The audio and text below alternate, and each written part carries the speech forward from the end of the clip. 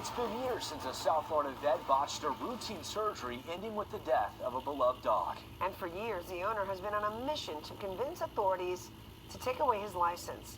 Investigative reporter Carmel Cafaro is on the case.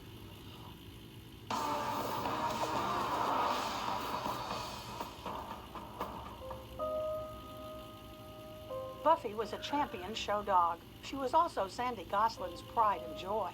She was the love of my life.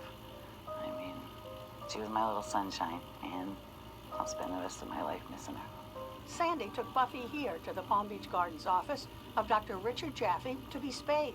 She says the procedure took hours and that Buffy was sent home in pain.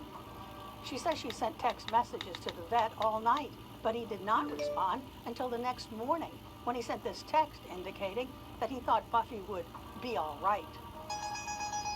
I called him immediately. I knew he was awake, so I called him twice in a row, and I left a message like, she's not all right, and she's in pain, and what do I do? And he just ignored me. Sandy rushed Buffy to another vet, but it was too late. The dog died from internal bleeding. And all of a sudden I was like, she's not breathing. Sandy made it her mission to make sure no other pet would suffer like her Buffy did. She attended meetings of the Florida Board of Veterinary Medicine, the people who would be responsible for disciplining Dr. Jaffe for Buffy's death. I'll never forgive myself for spaying her, and I'll never forgive myself for trusting him. A transcript of the first hearing about Buffy in 2014 reveals the former board chair accused Dr. Jaffe of incompetence and called his behavior inexcusable. And since he had been in trouble several times before, and the board considered him a danger to the public, the board revoked his license. Dr. Jaffe filed an appeal in court, which allowed him to practice while it was pending. The board ended up reinstating his license with restrictions last summer. Among those restrictions was the requirement to have another vet monitor his work. I do. But at a hearing this month, Dr. Jaffe wanted that changed. We believe that Dr. Jaffe can safely practice without on-site monitoring. He and his attorney argued paying another vet to monitor his practice was expensive.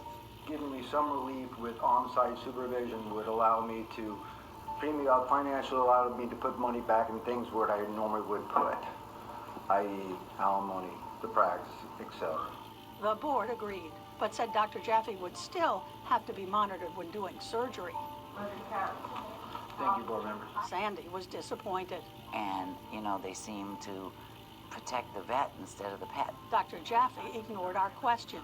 Could you just respond to that? Sandy, meanwhile, is not giving up.